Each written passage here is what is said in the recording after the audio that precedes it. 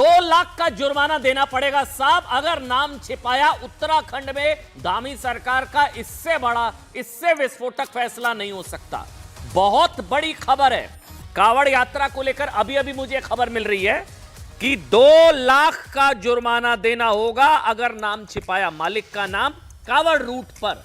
उत्तराखंड में बिना नाम चलने वाली दुकानें बंद होंगी। रेस्टोरेंट, ढाबा, इन सब के नियम सख्त कर दिए गए हैं। मालिक का नाम बताना होगा, लाइसेंस, पहचान पत्र दिखाना जरूरी होगा और कानूनी कार्रवाई के साथ साथ 2 लाख रुपए का जुर्माना लगेगा। मतलब अगर आप परवेज हैं, आपने परवीन के नाम से दुकान खोली हुई है तो आपको असली नाम अपना बताना पड़ेगा। वैष्णो ढाबा के नाम से आपने दुकान खोली है, आप हैं कोई मुस्लिम भाई, आपने नाम छिपाया। उत्तराखंड में अगर यह सब हो रहा है कांवड़ रूट पर, कांवड़ यात्रा को लेकर, यह धामी सरकार का फैसला है।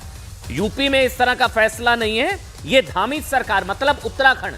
जैसे हरिद्वार एंटर आप करेंगे, आप मुजफ्फरनगर वाला रूट अगर कांवड़िए लेते हैं तो जैसे आप हरिद्वार एंटर करते हैं तो वहां अगर इस तरह का कोई ढाबा है जिसने असली नाम नहीं बताया हुआ, नाम बताना होगा, मालिक का नाम, पहचान पत्र दिखाना जरूरी होगा, लाइसेंस दिखाना जरूरी होगा और अगर गलत निकले तो कानूनी कार्रवाई तो ठीक चलिए, 2 लाख का जुर्माना, जेब अलग से ढीली हो जाएगी। नाम पछताएंगे बड़ा, मतलब नाम अगर छिपाएंगे बड़ा पछताएंगे। 2 लाख का जुर्माना, 2 लाख का जुर्माना लगेगा। अभी जो फैसला आ चुका है, बल्कि ये फैसला हो गया है, अभी ये विचाराधीन नहीं है, ये खबर अभी कंफर्म अब हो चुकी है कि उत्तराखंड में ढाबे, रेस्टोरेंट चलाने वालों को अपना असली नाम बताना होगा। ये नेम प्लेट विवाद जो पूरा चल रहा था उसको लेकर, क्योंकि कांवड़ यात्रा शुरू होने वाली है और कांवड़ यात्रा शुरू होगी तो हरिद्वार जाएंगे कांवड़िए, तो शुचिता का अधिकार, धार्मिक स्वतंत्रता का अधिकार, वो सारी चीजें हैं जिसके तहत ये मांग की जा रही थी। 2 लाख का जुर्माना लगेगा, लेकिन कांवड़ से उसके बावजूद विपक्षों की ओर है कष्ट। सबसे पहले बात आज इसी की।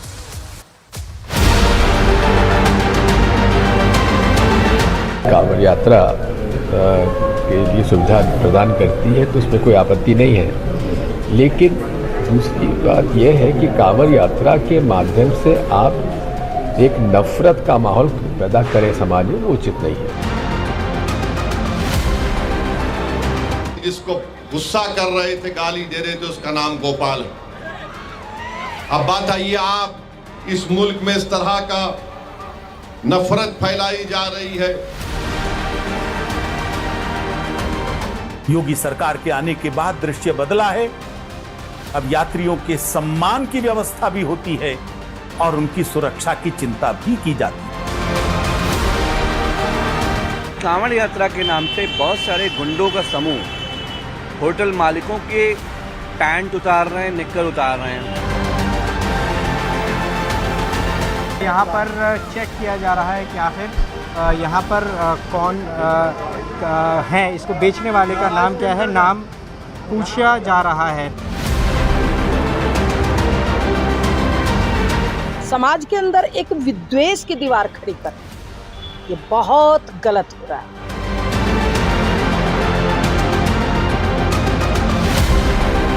सकुशल कांवड़ यात्रा कराने के लिए, सुरक्षा शांति व्यवस्था के लिए हम पुलिस प्रशासन और सभी विभाग मिलकर काम कर रहे हैं। अब देखिए, जो नेम प्लेट विवाद है ना, ये कुछ भी बताने से पहले कुछ चीजें स्पष्ट करना जरूरी है। इसका धर्म से कोई लेना देना नहीं है। ये धर्म से जो नेता कुछ हिंदू मुसलमान वाली राजनीति कर रहे हैं, इसका धर्म से कोई लेना देना नहीं है। ये सिर्फ शुचिता का मामला है। कोई कांवड़िया है, किसी कंफ्यूजन की वजह से अगर उसकी यात्रा में कोई भंग पड़ता है तो ये सिर्फ शुचिता का मामला है, इसका धर्म से कोई लेना देना नहीं है। इसलिए हिंदू मुसलमान कुछ नहीं है साहब। अगर कोई हिंदू है वो भी नाम छुपा रहा है ना साहब, तो उसको भी अपना असली नाम बताना पड़ेगा। ये भी सुन लीजिए, ऐसा नहीं है किसी मुसलमान भाइयों को ऐसा करताना पड़ेगा। कोई हिंदू अगर नाम छुपा रहा है उसको भी अपना असली नाम बताना पड़ेगा। आप नाम बता दीजिए। उत्तराखंड में फैसला हो गया, 2 लाख का जुर्माना, 2 लाख का जुर्माना लगेगा। अब आप सोचिए, एक और यूपी में जातीय संघर्ष सुलगाने की कोशिश हो रही है लगातार। इटावा, लगातार हम आपको बता ही रहे थे, प्रयागराज से लेकर इटावा तक सनातन धर्म में जातिवाद की आग लगाने की कोशिश हो रही है। ऐसे वक्त में अभी कितना समय, 10 दिन बाद 11 जुलाई से सनातन एकता की प्रतीक पवित्र कांवड़ यात्रा की शुरुआत होने जा रही है। कांवड़िए आएंगे, कावड़ यात्रा में जिस तरह श्रद्धालु जाति से ऊपर उठकर भोले बन जाते हैं और बम बम भोले का उद्घोष होता है, वो बताता है कि यह पर्व सनातन एकता का सबसे बड़ा पर्व है। यहां कोई जाति नहीं होती, यहां पर किसी की कोई जाति नहीं होती, कोई ब्राह्मण, यादव, ठाकुर, बनिया कुछ नहीं होता साहब, सारे सनातनी होते हैं। इस पर्व के लिए कांग्रेस के नेता और राहुल गांधी के राजनीतिक गुरु कहे जाने वाले दिग्विजय सिंह ने जो कहा है, वो हमें ऐसा लगता है कि कावड़ यात्रा में विश्वास करने वाले करोड़ों सनातनियों को यह बात बुरी लग सकती है, बुरी तरह से चुभने वाली है। दिग्विजय सिंह ने कहा कि कावड़ यात्रा के माध्यम से देश में नफरत पैदा करने की कोशिश हो रही है। तो कावड़ के लिए इस तरह की बात कह सकते हैं, किसी और धर्म के त्योहार के लिए कावड़ की जगह कोई और धर्म का त्योहार लगा दीजिए, फिर देखिएगा सारे फेविकोल खा के बैठ जाएंगे, कोई नहीं बोल पाएगा वो लाइन। लेकिन कावड़िए कावड़ के जरिए नफरत फैलाने की कोशिश वो कह सकते हैं। इसके अलावा प्रियंका वाड्रा के विश्वास पात्र यूपी कांग्रेस के अध्यक्ष अजय राय ने कहा, योगी सरकार ने कावड़ यात्रा को प्रोपेगेंडा टूल यानी कि दुष्प्रचार का हथियार बना दिया है। मैं बार बार कह रहा हूं, ये सारी बातें कावड़ यात्रा के लिए, उस कावड़ यात्रा के लिए कही जा रही है जिसमें मान्यताओं के अनुसार आप जानते हैं भगवान परशुराम पहले कावड़ यात्री थे और देश में हर साल यह आंकड़ा 7 से 8 करोड़ की संख्या में कावड़ भाई श्रद्धालु कावड़ यात्रा के लिए निकलते हैं। कावड़ यात्रा के लिए ऐसे विवादित बयान दिए जा रहे हैं कि नफरत फैलाई जा रही है कावड़ यात्रा के जरिए, क्योंकि पिछले साल क्या हुआ था, कुछ माहौल खराब करने की कोशिश हुई थी जब नाम पहचान छिपाया गया। इसी की वजह से अब इतनी तैयारियां की जा रही है कि कोई लॉ एंड ऑर्डर सिचुएशन ना हो। यह धर्म का मामला है ही नहीं, ये लोगों की भावना, आस्था का मामला है। पिछले साल कावड़ यात्रियों की शुचिता और भावनाओं को ध्यान में रखकर योगी सरकार ने कावड़ यात्रा रूट की दुकानों पर नेम प्लेट लगवाने का एक फैसला दिया था, क्योंकि कई बार ऐसे सांप्रदायिक विवाद हो चुके हैं जिसमें नाम पहचान छिपाकर चलाए जा रहे किसी ढाबे, रेस्टोरेंट में गलती से कंफ्यूजन में खाना खाने से कावड़ यात्रियों की धार्मिक भावनाएं आहत हुई थीं।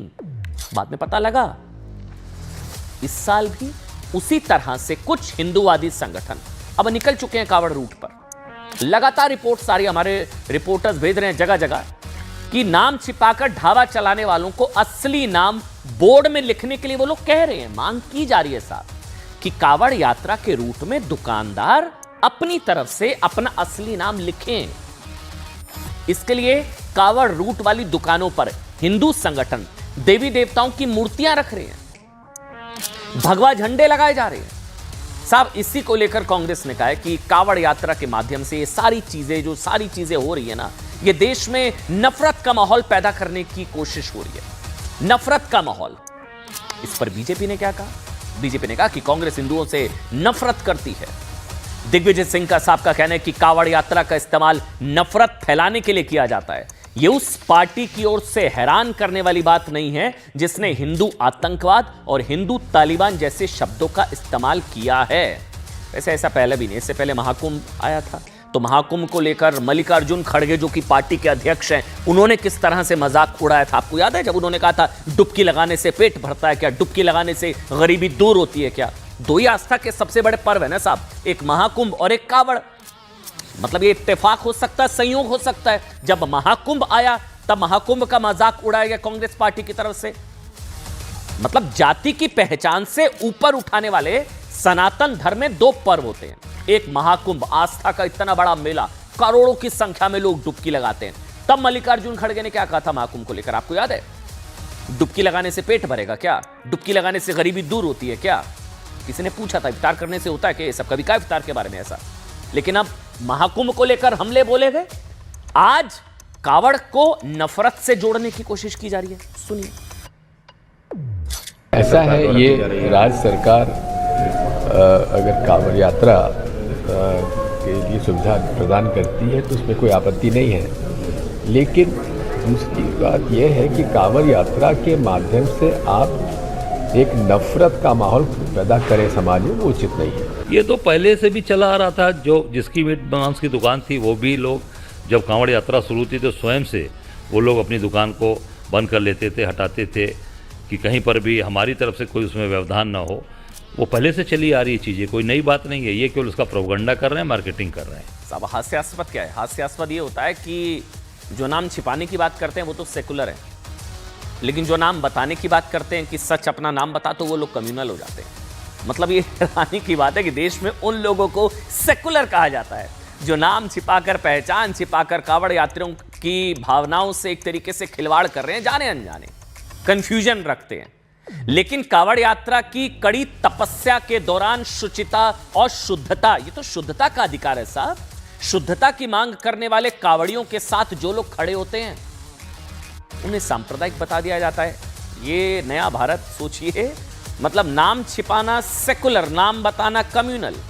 कांवड़ यात्रा पर नेम प्लेट को लेकर सांप्रदायिक ठप्पा लगाने वाले विवाद 3 दिन पहले तब और बढ़ गया जब हिंदू धर्मगुरु स्वामी यशवीर यूपी के मुजफ्फरनगर में, अब सुनिएगा जो मैं बता रहा हूं, पंडित जी वैष्णो ढाबा पर हिंदूवादी संगठन के कुछ कार्यकर्ता पहुंचे थे। ढाबे का क्या नाम? पंडित जी वैष्णो ढाबा। ठीक, उन्होंने आरोप लगाया कि ढाबे का मालिक मुस्लिम है, उसने हिंदू नाम से ढाबा क्यों खोल रखा है? फिर पंडित जी वैष्णो ढाबा, ये कंफ्यूजन होगी फिर, जो न सिर्फ गलत है बल्कि कांवड़ यात्रा के दौरान सनातन के लोगों के साथ धोखा है, ऐसा इन्होंने कहा। ढाबे के मैनेजर ने बताया कि वो हिंदू है, ढाबे की मालिक हिंदू है। यहां मामला फंस गया। फिर क्या हुआ? जो हिंदूवादी संगठन के लोग वहां पर पहुंचे थे, लोगों ने होटल मालिक से आधार कार्ड की मांग की। होटल के मैनेजर ने आधार कार्ड नहीं दिया।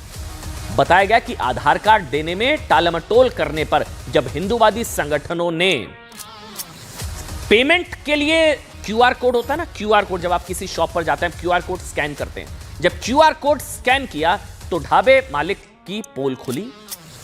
ढाबे पर लगाया गया क्यूआर कोड एक मुस्लिम के नाम पर था। ये देखकर हिंदूवादी संगठनों ने ढाबे पर हंगामा शुरू कर दिया। हालांकि इस मामले में मुजफ्फरनगर पुलिस ने हिंदूवादी संगठनों के 6 सदस्यों को नोटिस देकर 3 दिन के अंदर थाने में हाजिर होकर जवाब देने के लिए कहा है, क्योंकि मॉरल पुलिसिंग है। ये सारा काम करना हिंदूवादी संगठनों का काम नहीं है, ये काम करना होगा पुलिस करेगी। अब उत्तराखंड में नियम बना दिया गया, 2 लाख का जुर्माना देना पड़ेगा। इसी तरह का नियम अगर उत्तर प्रदेश के लिए बनता है तो पुलिस प्रशासन का काम है, ये मॉरल पुलिसिंग का काम हिंदूवादी संगठनों का नहीं है। इसे पुलिस ने थाने में हाजिर होकर जवाब देना पड़ेगा। इसी घटना का ऑल इंडिया एमआईएम के सांसद ओवैसी ने कहा, मुजफ्फरनगर में संघ के लोगों ने एक दुकान के मैनेजर से उसकी जानकारियां मांगी, आधार कार्ड चेक किया, यहां तक कि दुकान मैनेजर की धार्मिक पहचान जानने के लिए उसकी पैंट तक खोलने की कोशिश की। तब पता चला कि उसका नाम गोपाल है। दूसरी तरफ साध्वी प्राची ने कहा कि कांवड़े रूट पर नेम प्लेट लगाना अनिवार्य किया जाना चाहिए, नाम छिपाने वाले के खिलाफ पवित्रता से खिलवाड़ करने के आरोप में कार्रवाई की जाए। सुनिए। मुजफ्फरनगर में यात्रा शुरू होती है, वहां पर संघ परिवार के लोग चले गए एक दुकान पर, जाकर कहा कि तुम्हारे पास नाम क्या है? उसने कहा नाम से क्या मतलब? उसका आधार कार्ड पूछे, आधार कार्ड नहीं था। उससे कहा कि तुम्हारी दुकान का नाम ये क्यों है? उसने कहा मेरी मर्जी है। तो उससे कहा तुम्हारा पैंट खोल के दिखाओ हमको। नहीं ये हुआ है, मजाक की बात नहीं है। फिर बाद में उस शख्स ने कहा कि मैं पैंट नहीं खोलूंगा, तो उसको गाली गलौज की गई। बाद में मालूम हुआ कि जिसको गुस्सा कर रहे थे, गाली दे रहे थे, उसका नाम गोपाल है। कावड़ उठाने वाले भोले हैं, उनके पवित्रता को भंग किया जाएगा तो ये उचित नहीं। नेम प्लेट होनी चाहिए। इसमें प्रॉब्लम क्या है मेरे भाई? अपना ओरिजिनल नाम बताने में दिक्कत क्यों है? ये दिक्कत नेताओं को हो रही है, ये दिक्कत कुछ न कुछ षड्यंत्र नाम छुपाने के पीछे चल रहा है, उनको दिक्कत हो रही है।